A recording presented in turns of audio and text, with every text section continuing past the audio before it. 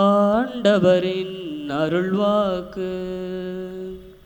கிறிஸ்துவே உமக்கே புகழ்.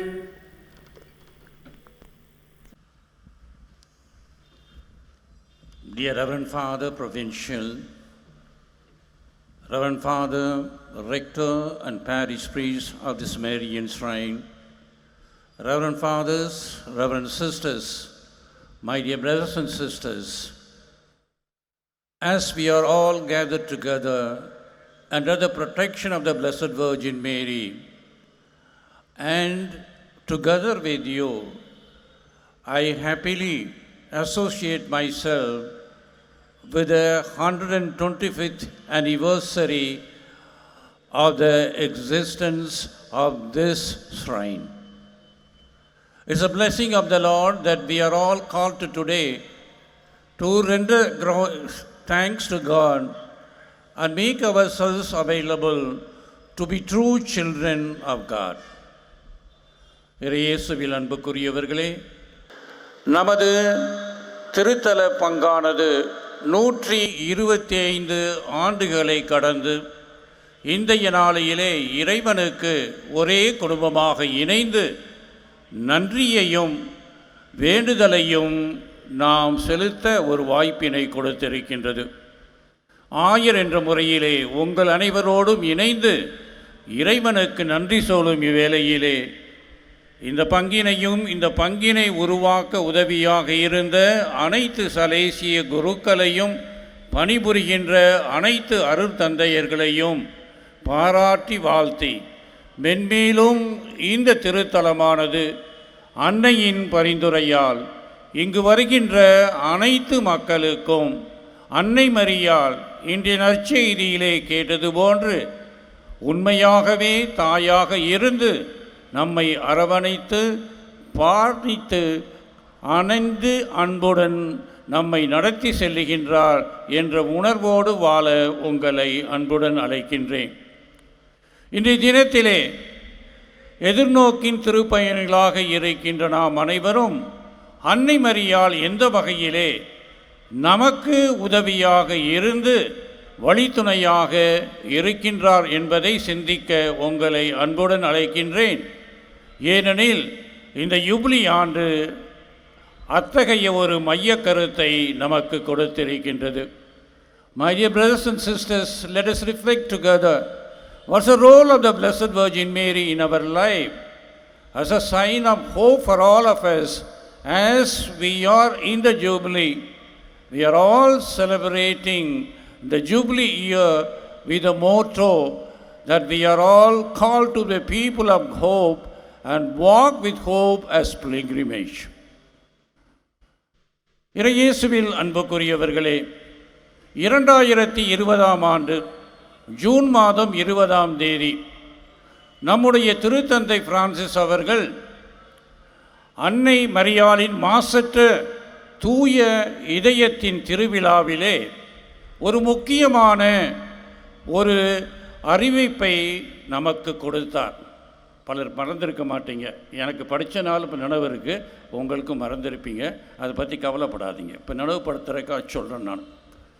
அன்றைய தினத்திலே நாம் பொதுவாக அன்னை மரியாளின் புகழ் மாலை பிரார்த்தனை என்று கூறுவோமே, அந்த லொரேட்டோ புகழ் மாலையிலே 3 முக்கியமான அடைமொழிகளை அன்னைக்கு அர்ப்பணித்தார்.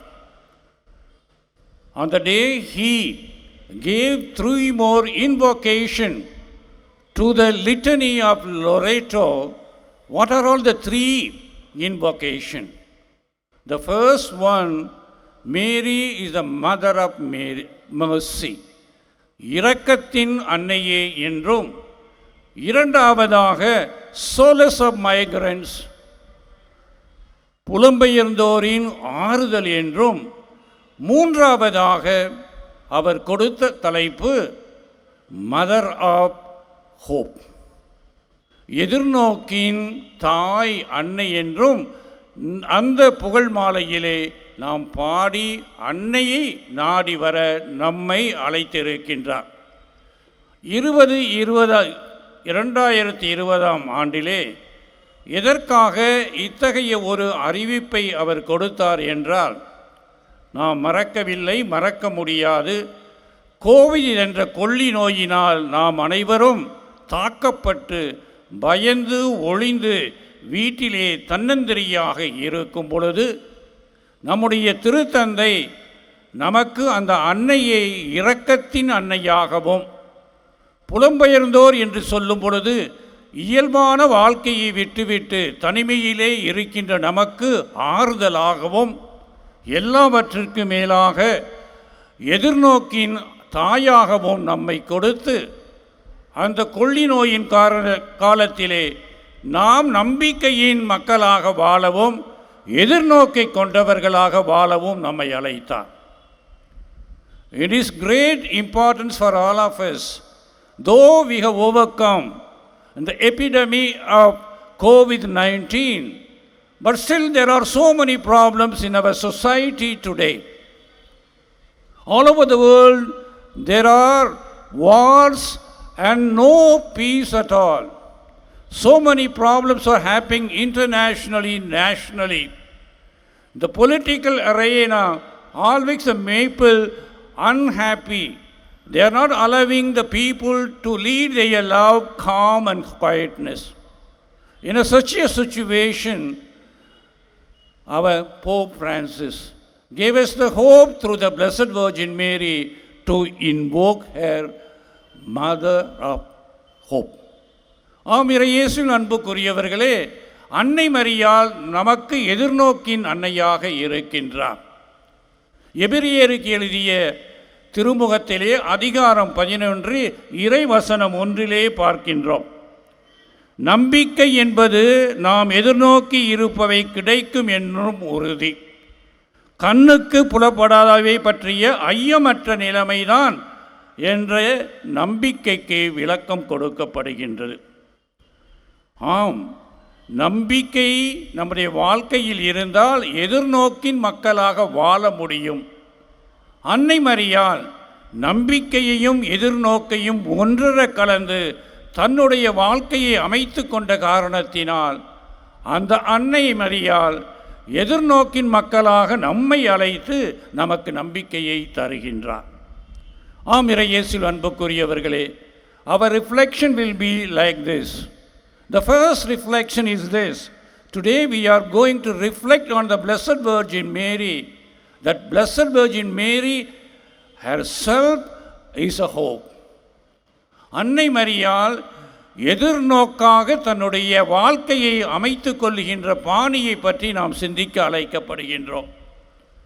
அன்னை மரியாள் எதிர்நோக்கை எவ்வாறு வாழ்ந்து காட்டுகின்றார் என்றால், இறைவனால் அழைக்கப்பட்ட அவர் கடவுளின் தாய் என்ற ஒரு நிலைமையில் தன்னையே மாற்றி அமைக்க வேண்டும் என்ற அழைப்பை வானதூதர் கபிரியேல் மூலமாக பெற்றபொழுது அச்சமுறும் நிலையில் இருந்தவர், தயக்கமுள்ள நிலையில் இருந்தவர், ஆகட்டும் என்ற வார்த்தையை கூறுவது எதிர்நோக்கின் புண்ணியத்தின் அவசியத்தை உணர்ந்த காரணத்தினால்தான்.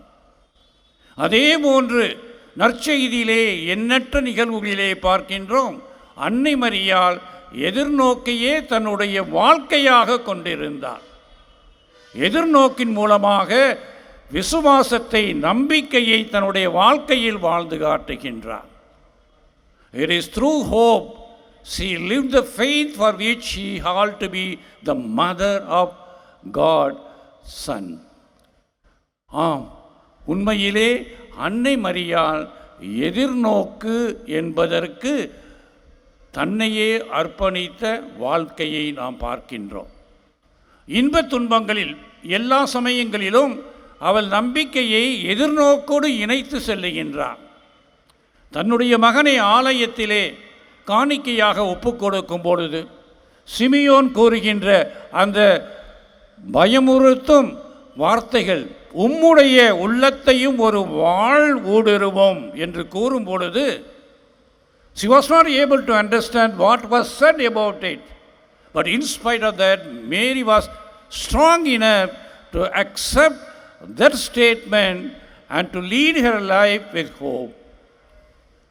ஆம், இயேசுவில் அன்புக்குரியவர்களே, அன்னை மரியாள் எடுத்துக்காட்டாக தன்னுடைய வாழ்க்கையை அமைத்து கொள்ளுகின்றார்.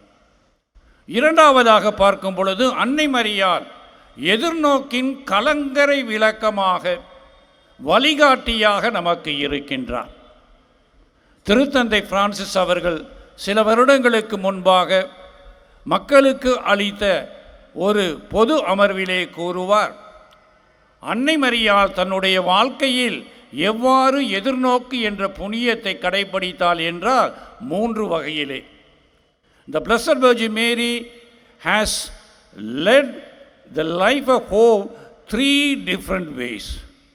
உண்மையில் எந்த வகையிலே அவர் எதிர்நோக்கை வாழ்ந்து காட்டினார் என்றால், இறைவார்த்தையின் மறைபொருள் ஆழத்தை தியானிக்கும் அன்னையின் ஆக்கப்பூர்வமான மௌனத்தில், the active silence through which she wanted to reflect on the word of God, its profound meaning. இரண்டாவதாக, இறைவனுக்கு சற்றும் தயக்கமில்லாமல் ஆம் என சம்மதம் கூறும் அவருடைய தைரியத்தில், the boldness, the character of boldness which she had heard in her life to say yes to the Lord in spite of not understanding what was demanded for. It is there we could see that she gives the hope to us in our life too. When you put your trust in the Lord, you should be strong enough, you should be bold enough to say yes to the Lord, accepting the will of God. And thirdly, through her sacrificial life, இருள் சூழ்ந்திருக்கும் நிலையிலும் பொறுமையோடு தன்னை எரித்து நம்பிக்கை ஒளி கொடுக்கும் மெழுகுவர்த்தியாக நிற்கும் தியாகத்தின் சின்னமாக இருக்கின்றார். Today's gospel speaks about that. The beautiful passage taken from the gospel according to John chapter 19. It all happens in front of the Jesus Christ being crucified on the cross at the Calvary. At the moment of deep suffering, Jesus Christ calls the mother, says, "Here is your son, take him as his son. And here is your mother, take her as your mother." This is the last invitation, command given by the Lord before death. It symbolizes the value of sacrifice on both sides. A new life begins, a new relation begins with this invitation on the part of Jesus Christ who was about to die. She accepts the invitation, likewise in John 2, sacrificing her relation with her son, adapting a new relation which is not so easy. ஆம், இயேசுவில் அன்புக்குரியவர்களே, நமது வாழ்க்கையிலே இத்தகைய ஒரு தியாக மனப்பான்மை தேவையாக இருக்கின்றது.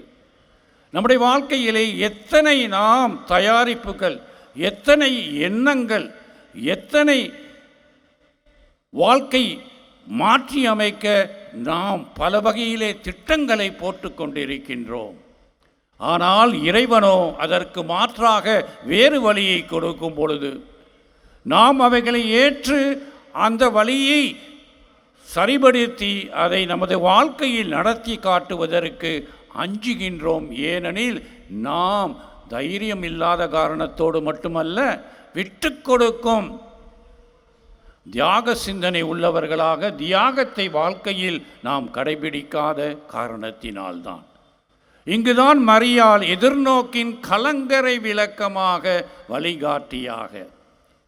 எதிர்நோக்கு நம்முடைய வாழ்க்கையில் இருக்க வேண்டும் என்றால், have proactive silence, be courageous enough to say yes to the Lord at all circumstances.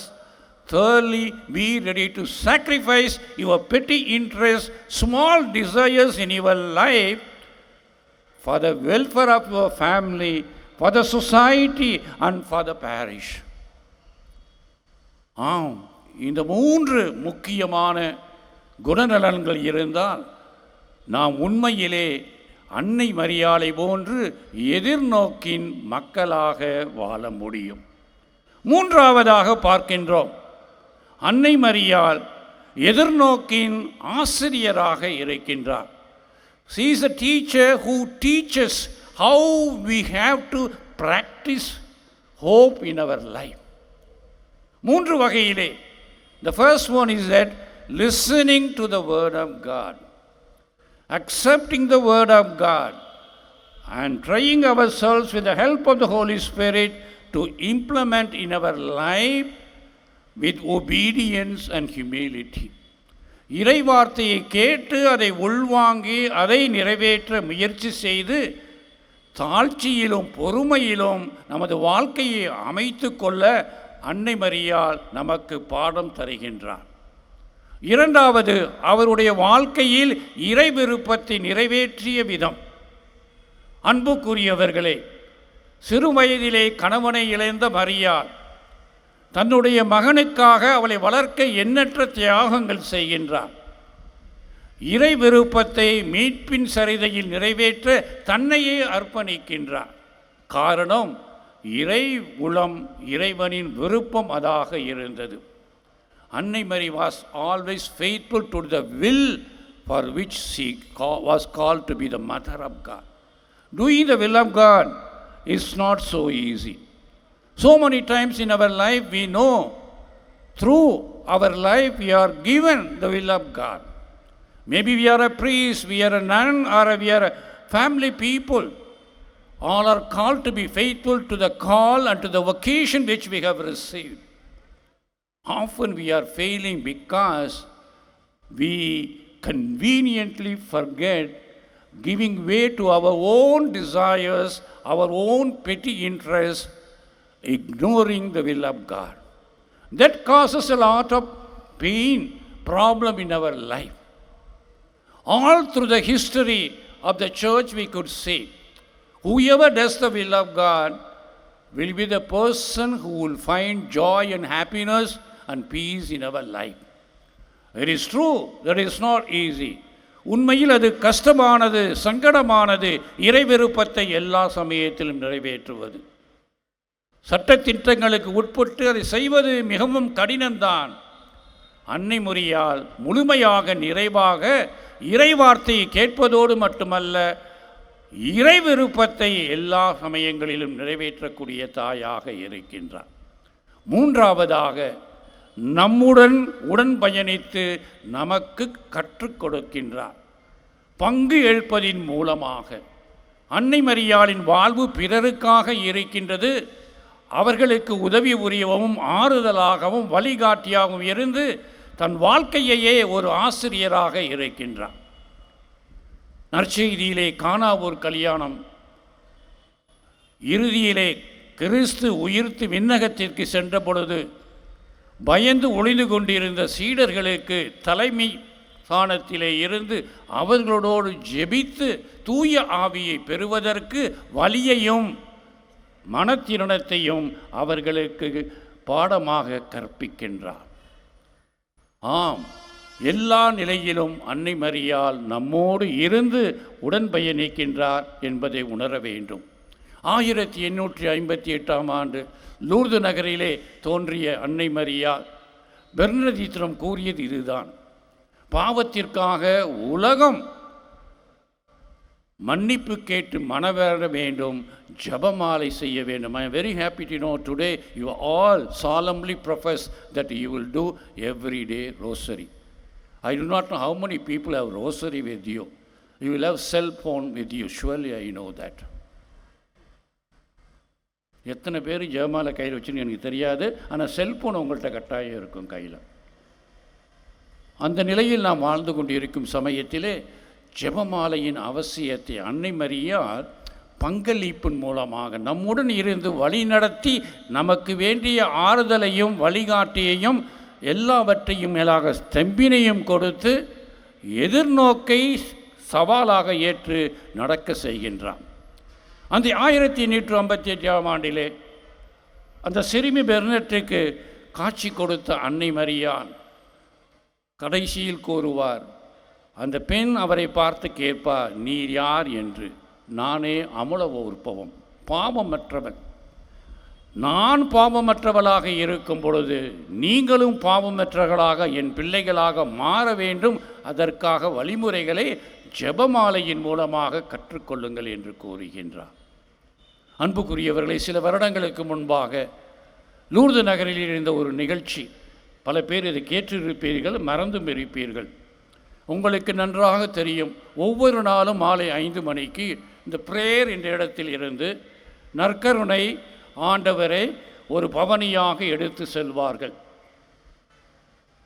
உடல் ஊனமற்று எல்லா வகையான துன்பங்களிலும் எல்லா வகையான மனக்கஷ்டங்களிலும் இருக்கின்ற மக்களின் மத்தியிலே ஆண்டவராக இயேசு கிறிஸ்து பவனியாக எடுத்து செல்வார். அவ்வாறு எடுத்து செல்லும் பொழுது 12 வயது நிறைந்த ஒரு பையன், பிரான்ஸ் நாட்டில் போர்தோ என்ற ஊரிலே இருந்து வந்தவன், புற்றுநோயினால் கஷ்டப்படுகின்றவன். அவனும் தன்னுடைய பெற்றோரோடு அங்கு இருக்கின்றான். கடந்து வருகின்ற நற்கருணை பவனியில் இருக்கின்ற ஆண்டவராக இயேசு கிறிஸ்துவை பார்த்து ஜெபிக்கின்றான். ஆண்டவரே, உம்முடைய அன்பின் கருணையால் எத்தனையோ புதுமைகளை செய்திருக்கின்றேன். இந்த சிறு வயதிலே புற்றுநோயால் கஷ்டப்படும் எனக்கு ஒரு புதுமையை செய்து சுகப்படுத்தும் என்று. திவ்ய நற்கருணை அந்த பவனியானது அவனை கடந்து செல்லுகின்றது. அவனுடைய உள்ளத்திலே வெறுமை எழுகின்றது. It is hard, there is no hope at all. It is at this moment he got the courage to say, "O Lord Jesus Christ, if you don't grant this miracle to me, I am going to complain to the Blessed Virgin Mary about you." ஆண்டவராகிய இயேசு கிறிஸ்துவை, நீ இப்பொழுது இந்த புதுமையை செய்யாவிட்டால் உம்மை பற்றி உம்முடைய தாயிடம் நான் குறை கூறப் போகின்றேன் என்று கூறுகின்றான். எதிர்நோக்கு இருக்கா நம்மள்ட்ட? இது மாதிரி அது இருந்தால் எங்கேயா இருந்திருப்பியோன்னு சொல்லுவீங்க. பாருங்கள், அந்த சமயத்தில் அந்த பையனுக்கு வந்த தைரியம், ஆக்கப்பூர்வமான மௌனத்தில் உருவாகிய அந்த வார்த்தைகள். What happened afterwards? The miracle took place. After few months he was completely cured. சில நிமிடங்களுக்கு பிறகு அவன் நிறைவாக புற்றுநோயிலிருந்து விடைபெறுகின்றான். உடம்பிலே தெம்பு வருகின்றது, நிற்கின்றான், பசியாக இருக்கின்ற நிலையை உணர்கின்றான். அன்புக்குரியவர்கள், அத்தை நிலையில் நீங்கள் பலர் இங்கு இருக்கலாம். புற்றுநோயின்னு சொல்லலை, வேறு வகையான நோய்கள், உடல் உள்ள ஆன்மீக நோய்கள் பல நம்மிடமே இருக்கின்றன. உங்களை காட்டும் போது எங்களுக்கு அதிகமாக இருக்குது. இங்கே இருக்கவங்களுக்கும் கை எப்படி காட்டுறதுனால எங்களுக்கு தான், நீங்கள் கேட்காதீங்க, எங்களுக்கு தான் அதிகம், 1000க்கு தான் அதிகமாக இருக்குது. அத்தகைய ஒரு அன்னை மரியார் பங்காளியாக நம்முடன் இருந்து எதிர்நோக்கின் அவசியத்தை கற்பித்து கொண்டிருக்கின்றார். எனவே இறையேசுவில் அன்புக்குரியவர்களே, இன்றைய திருவிழா, நம்முடைய திருத்தலத்தின் திருவிழா பொருள் உள்ளதாக இருக்க வேண்டும் என்றால் திருத்தந்தை அழைத்தது போன்று இந்த யுபிலி ஆண்டிலே எதிர்நோக்கின் திருப்பயணிகளாக மாற வேண்டும். அதை தான் இந்த தேரிலே அருமையாக எழுதியிருக்கின்றார். யுபிலி ஆண்டின் திருப்பயணிகளில் உடனிருந்து வழிநடத்தும் அன்னை மரியா. முடிஞ்சோன்னே அந்த பக்கத்தில் போய் பார்த்தீங்கன்னா தெரியும், எங்கேருந்து பார்த்தீங்கன்னா தெரியாது. சிந்திப்போம், செயல்படுவோம். Let us recollect ourselves. All this procession, all this external celebration should motivate our internal experience.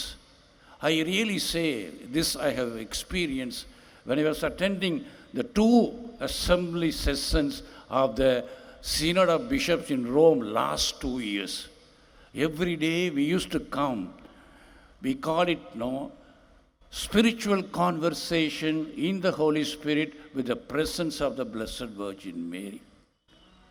That leads you a new life, gives new hope, new energy, new meaning, and above all, understand yourself that you are a sinner and you are not capable of achieving everything without God. What is necessary? That we are called to be a synodal church where all of us should participate in helping mutually each other.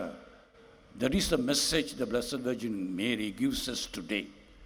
during the feast of today, we should renew ourselves to be the people of hope, because it is only through hope we could strengthen our faith. நம்பிக்கையை நாம் வாழ்க்கையில் உறுதிப்படுத்த வேண்டுமென்றால் எதிர்நோக்கின் மக்களாக இருந்தால்தான். இரண்டையும் பிடிக்க முடியாது என்பதை அன்னை மரியாள் தெளிவாக காட்டுகின்றார். நற்செய்தி கூறுகின்ற போது, இதோ உன் தாய் என்று அதே தாய் உங்களையும் பார்த்து என்னையும் பார்த்து கூறுகின்றோ, நீங்கள் எல்லோரும் என் மகன், என்னிடம் வாருங்கள், என்னுடைய அரவணைப்பில் தங்குங்கள், நான் உங்களுக்கு தாயாகவும் வழிகாட்டியாகவும் ஆசிரியராகவும் இருந்து என்றுமே வழிநடத்துவேன் என்று. Let us pray together, putting our trust as one family. Renew the sentiment of our hope. Hope is a virtue. It is possible not by knowing about hope. As the Holy Father says, hope is a gift. It should be always lived. It should not be spoken. It should not be explained to the people. The hope should be lived in our life. எதிர்நோக்கி என்பது போதிப்பதற்காக அல்ல, பேசுவதற்காக அல்ல, வாழ்க்கை முறையாக மாற வேண்டும் என்று திருத்தந்தை கூற்றிக்காரனால்தான் இந்த யுபிலி ஆண்டிலே எதிர்நோக்கின் திருப்பயணிகளாக நாம் அழைக்கப்படுகின்றோம். Let us put our trust in the Lord, invoking the intercession of the Blessed Virgin, so that